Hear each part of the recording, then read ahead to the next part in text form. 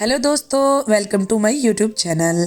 आज मैं एक्सप्लेन करने वाली हूँ दलदल वेब सीरीज़ के थर्ड और फोर्थ एपिसोड को। मतलब कि ये सेकंड पार्ट होने वाला है।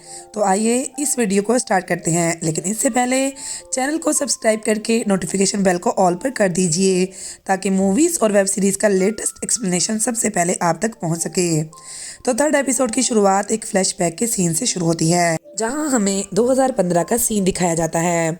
हम देखते हैं एक बॉयज ऑर्फनेज में बहुत सारे लड़के मूवी देख रहे होते हैं कि तभी इनमें से एक लड़का उठकर बाहर आ जाता है और वो एक विग पहनकर एक कमरे में जाने लगता है। यहाँ हमें मालूम चलता है कि ये लड़का कोई और नहीं बल्कि अनीता है, जो यहाँ लड़का बनकर रह रही है, लेकिन असल में वो एक लड़की है। यहाँ से वो फर्नांडो नाम के एक आदमी के पास जाती है जो कि इस ऑर्फनेज का मालिक है, और फर्नांडो को मालूम है कि अनीता एक लड़की है। इस वजह से फर्नांडो अनीता के साथ ज्यादती करता रहता है और इस बार भी इसकी यही नीयत है। तो वो लोग हाइड एंड सीक खेलने लगते हैं। फर्नांडो की आंखों पर पट्टी होती है और वो अनीता को ढूंढने लगता है, लेकिन इस बार अनीता ने अपनी फील्डिंग सेट करके रखी होती है क्योंकि इसके साथ इसका दोस्त साजिद भी आया होता है। अनीता ने जो कुछ भी इसके साथ हुआ था सब साजिद को बता दिया था। इसी वजह से साजिद इसकी मदद करने वाला था। साजिद चीख कर कहता है कि बगैर आंखों में देखे इस पर वार करना शुरू कर दो। इसके बाद दोनों मिलकर इसे बेरहमी से मारते हैं। चाकू अनीता के पास होता है और वही इसे बेरहमी से मारती है और इसके मुंह में चॉकलेट ठूंस देती है। तो यहाँ से साजिद और अनीता का मर्डर का सिलसिला शुरू हो चुका था। फर्नांडो को मारने के बाद उन्होंने ऑफरेज छोड़ दिया था क्योंकि अगर वो यहाँ रहते तो शायद पकड़े जाते, इसीलिए वो दूर चले जाते हैं। अनीता के साथ जब साजिद रहता तो इसे बहुत अच्छा लगता। इसी वजह से वो हमेशा कहती रहती थी कि तू हमेशा मेरे पास रहना, अगर तू मेरे पास रहेगा तो मुझे कभी भी कोई भी प्रॉब्लम नहीं होगी। आगे हम देखते हैं साजिद ने सरेंडर कर दिया था। इसने सरेंडर इसलिए किया था ताकि अनीता ना पकड़ी जाए। अगर वो सरेंडर ना करता तो अनीता भी पकड़ी जा सकती थी। अब इसके पास अनीता का कॉल आता है और वह कहती है कि तुझे इतना बड़ा कदम उठाने की ज़रूरत नहीं थी, हम साथ रहते तो शायद इस प्रॉब्लम को सॉल्व कर सकते थे। ये सब सुनकर साजिद रोने लगता है। अनीता कहती है कि जब भी तू जेल से छूटेगा तो मुझसे मिलने ज़रूर आना, मैं तेरा इंतज़ार करूँगी। और वो अब ये भी बताती है कि वो अपने काका जी और आजी के घर पर रहेगी। अब कहानी प्रेजेंट डे में आ जाती है, जहाँ हम देखते हैं कि साजिद जो है वो एक टूटी हुई नाव पर बैठा हुआ था और यहीं पर अनीता भी थी। इन दोनों ने दरअसल में प्रभात को मार कर आए थे, लेकिन साजिद इन्हें सर मानता था, इसी वजह से इसे बुरा लग रहा था। अगले सीन में हम देखते हैं कि यहाँ आदित्य तो डिनर पर पहुँच गया था, लेकिन यहाँ रीटा डिनर पर नहीं पहुँची थी। इसी का दुख रीटा को था कि तभी इसके पास एक कॉल आता है और इसे बताया जाता है कि आदित्य का एक्सीडेंट हो गया है क्योंकि वो शराब पीकर गाड़ी चला रहा था। आदित्य ने शराब इसलिए पी क्योंकि रीटा को इसने टाइम दिया था होटल आने के लिए, लेकिन वो नहीं आई, इसी वजह से इसे शराब पीनी पड़ी। जिसके बाद कहानी फ्लैशबैक में जाती है, जहाँ हम देखते हैं कि रीटा और आदित्य की मुलाकात पहली बार ऐसे ही हुई थी जब आदित्य ने रीटा की कार को टक्कर मारी थी, और तब भी वो बहुत ज़्यादा नशे में था। यहाँ इन दोनों की बातें होती हैं और रीटा को मालूम चलता है कि आदित्य दरअसल में डॉक्टर है और वो काफ़ी अच्छी अच्छी बातें कर रहा था। वो प्रेजेंट डे में रीटा आदित्य को अपने साथ ले जाने लगती है। रास्ते में आदित्य उल्टी सीधी बकवास कर रहा था और यहाँ रीटा को मालूम चलता है कि आज दरअसल में आदित्य जो है वो इसकी माँ से नहीं मिलने आने वाला था, बल्कि वो खुद इससे मिलना चाहता था, थोड़ा टाइम स्पेंड करना चाहता था। आदित्य ने रीटा से झूठ कहा था। दूसरी तरफ साजिद को बहुत ज़्यादा घबराहट होती है, इसीलिए अनीता इसे अपने घर ले जाती है। घर ले जाने के बावजूद इसका हाल बिल्कुल भी ठीक नहीं हो रहा था और यहाँ रीटा आदित्य को इसके घर ले जाती है और इसका बहुत ख्याल रखती है। अगली सुबह हम देखते हैं इंदु को, जिसके पास एक कॉल आता है और इसे बताया जाता है कि प्रभात राव की मौत हो चुकी है, दरअसल में इसका मर्डर हुआ है। ये बात इंदु फ़ौरन ही रीटा को कॉल करके बताना चाहती थी, लेकिन रीटा इस वक्त ऐसी कंडीशन में नहीं थी कि वो इंदु का कॉल उठा सके। वो आदित्य के साथ थी। आदित्य यहाँ रीटा से माफ़ी मांग रहा था कि कल रात इसे इस तरह की हरकत नहीं करनी चाहिए थी।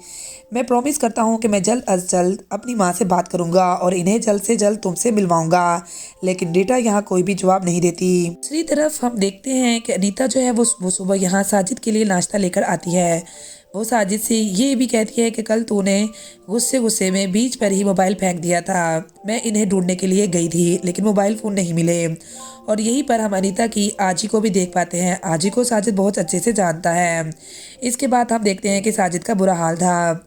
वो यहाँ अनीता से कहता है कि बर्बाद सर को ऐसे नहीं मानना चाहिए था, मैं इन्हें सर मानता था, उन्होंने मेरा बहुत ख्याल रखा है। जब मैं सुसाइड करने के लिए ट्रेन के सामने गया था तब उन्होंने मुझे बचाया था और मेरा बेटे की तरह ख्याल रखा था। मैं पुलिस को सब कुछ बता दूंगा। लेकिन अनीता यहाँ साजिद को समझाने की कोशिश करती है कि सब लोग एक जैसे ही होते हैं। जिस पर बात की तू बात करता है वो भी तो फर्नांडो जैसा ही है, इसने भी तो तुझसे झूठ कहा था। मेरे अलावा तो किसी पर भी ये भरोसा नहीं करेगा। आगे हम देखते हैं कि रीटा जो है वो नशा मुक्ति केंद्र जाती है जहाँ पर के प्रभात राव की डेड बॉडी है और यहाँ इसे भी इसी तरह से मारा गया था जिस तरह से मनोहर को मारा गया था। प्रभात की भी कलाइयों पर ही वार किया गया था और इसके मुंह पर मोबाइल ठोंस दिया गया था। ये सब देखकर रीटा बहुत गुस्से में होती है। इसके बाद रीटा प्रभात के सेक्रेटरी श्रावण से बात करती है। श्रावण बताता है कि प्रभात सर इन लोगों पर बहुत भरोसा करते थे, इन्हें बच्चों की तरह मानते थे, जबकि मैं हमेशा इनसे कहता रहता था कि इन गंजरियों को अपने घर में मत लाओ, ये कभी भी कुछ भी कर सकते हैं। आज साजिद ने ही इन्हें मारा है, ये मैं यकीन से कह सकता हूँ। अब जब रीटा इन्वेस्टिगेशन कर रही होती है तभी कमिश्नर सर का कॉल आ जाता है। वो कहते हैं कि इन्हें लगता है कि ये सारा काम कटर गैंग का है, लेकिन रीटा कहती है कि वो अभी इन्वेस्टिगेशन कर रही है और अभी कुछ नहीं कह सकती। अनीता साजिद से कहती है कि मैंने तेरे लिए एक सरप्राइज रखा है और वो इसे अपने काका से मिलाने के लिए ले जाती है। काका को देखकर साजिद हैरान रह जाता है। साजिद पुरानी बातों को याद करने लगता है और कहानी फ्लैशबैक में चली जाती है। जब साजिद जेल से छूटा था तो सीधा अनीता के घर गया था। अनीता इसे देखकर बहुत खुश हुई थी। वो इसे खाना खिलाती है और कहती है कि आज से तू यही रहेगा और तुझे कहीं जाने की ज़रूरत नहीं है। तभी हम देखते हैं कि अनीता के काका आ जाते हैं जो कि पुलिस वाले थे। दोनों को साथ देखकर काका साजिद को बहुत बेरहमी से मारने लगते हैं। काका अपनी आजी से कहते हैं कि मैंने आपसे कहा था कि इस तरह अनीता को भी साथ मत रखो, अगर ये हमारे साथ रहेगी तो ऐसे ही गंजरियों को अपने साथ लेकर आएगी। इसी वजह से काका ने साजिद को बहुत बेरहमी से मारा था। लेकिन आज अनीता ने काका की हालत बहुत ख़राब कर दी है। अनीता कहती है कि सिर्फ़ और सिर्फ तेरे लिए मैंने काका की हालत ऐसी रखी है। मैं इन्हें मार सकती थी लेकिन मैं तेरे लिए ज़िंदा रखा ताकि तू अपना बदला खुद ले। आगे हम देखते हैं प्रभात राव के घर से जो फिंगरप्रिंट्स मिले हैं वो साजिद से मैच हो जाते हैं, लेकिन एक और फिंगरप्रिंट मिला है जो किसी से भी मैच नहीं हुआ क्योंकि वो अनीता का है। इसके बाद कहानी फ्लैशबैक में जाती है और इस रात में शिफ्ट होती है जब अनीता और साजिद ने प्रभात को मारा था। प्रभात सर ने साजिद से कहा था कि मुझे कोई प्रॉब्लम नहीं है, अगर तुम बाहर जाना चाहो तो चाबी ले लो और यहाँ से जा सकते हो, लेकिन अनीता ने इसे भड़का दिया था। वो कहती है कि ये ज़रूर पुलिस को बता देगा और इसने तो हमसे झूठ भी बोला है, तुझे तो इसे मारना ही पड़ेगा। तब साजिद अनीता की बातों में आ जाता है और प्रभात को बुरी तरह से मार देता है और प्रभात के पास जो मोबाइल फ़ोन था अनीता इसे अपने पास रख लेती है। अब कहानी प्रेजेंट डे में आ जाती है जहां पुलिस वाले ये सारी इन्फॉर्मेशन मीडिया को दे रहे होते हैं। तभी हम अनीता को भी देखते हैं जो कि ये सारी न्यूज़ कवर करने के लिए आई होती है। तभी जतन अनीता को देखता है और इससे बात करने की कोशिश करता है। कहीं ना कहीं जतन अनीता को पसंद करता है। अनीता भी इसे ठीक ठाक जवाब देती है और वहाँ से चली जाती है। रीटा फ्रेरा को कमिश्नर सर ने अपने पास बुलाया होता है और वहाँ विक्रम साठे को भी बुलाया गया होता है। विक्रम कहता है कि अब तक जितने भी मर्डर हुए हैं वो सब कटर गैंग ने किए हैं क्योंकि इसके बारे में वो बहुत अच्छी तरह जानता है। लेकिन रीटा को ऐसा नहीं लगता। वो कहती है कि वो अभी भी इन्वेस्टिगेशन कर रही है और इन्वेस्टिगेशन के बाद ही सब बताएगी। लेकिन कमिश्नर सर विक्रम से कहते हैं कि तुम जाकर साजिद को ढूंढो क्योंकि इसी ने सब कुछ किया है। अब रीटा यूट्यूब पर एक वीडियो देख रही होती है जिसमें नाइक नाम का बंदा कटर गैंग के बारे में बता रहा होता है कि 12 साल पहले वो कटर गैंग को चलाया करता था और साजिद इसका राइट हैंड हुआ करता था।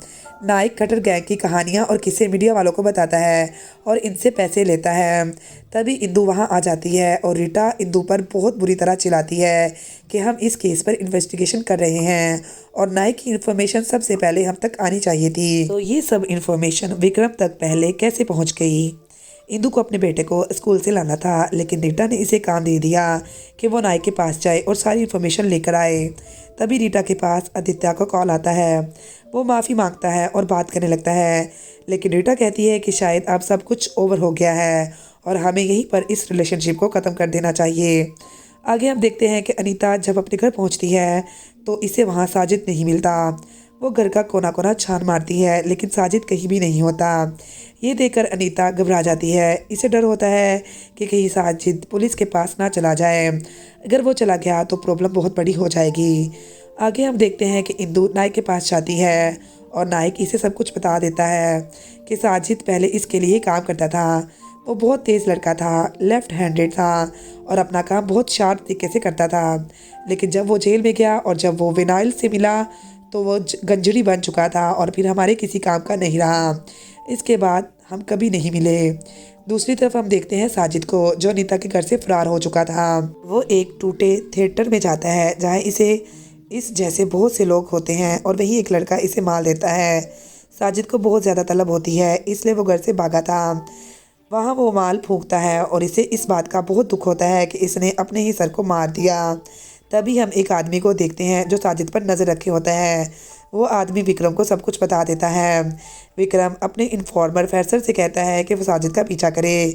दूसरी तरफ अनीता साजिद को ढूंढने लेकर पड़ती है। वो बहुत जगह ढूंढती है लेकिन साजिद कहीं नहीं मिलता। आगे हम देखते हैं कि इंदु नाइक से सारी इन्फॉर्मेशन लेकर रीटा के पास आती है। काफ़ी रात हो चुकी होती है, इसके बावजूद वो सब बताती है।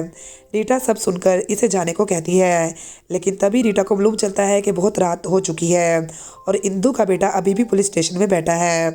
तब रीटा को एहसास होता है कि इंदु को अपने बच्चे को स्कूल से वापस लाना था, लेकिन वो इसकी वजह से नहीं जा सकी। रीटा को अफसोस होता है और वो इंदु से कहती है कि अगली बार वो इसे डायरेक्टली कहे। आगे हम देखते हैं कि साजिद को, जो रेलवे ब्रिज पर खड़ा होता है, वो अपनी जान देने वाला होता है। तभी फैसल विक्रम को कॉल करता है। साजिद अब किसी की बात नहीं मानता, वो अपनी जान देने ही वाला होता है। वो जान देता है या नहीं, ये हमें अगले एपिसोड में पता चलेगा। इसी के साथ थर्ड और फोर्थ एपिसोड यहीं पर ख़त्म होते हैं। तो दोस्तों, उम्मीद करती हूँ कि आपको ये वीडियो पसंद आई होगी। वीडियो पसंद आई हो तो लाइक करें और चैनल को सब्सक्राइब ज़रूर करें, ताकि मैं आगे के एपिसोड भी जल्द एक्सप्लेन कर सकूं। शुक्रिया।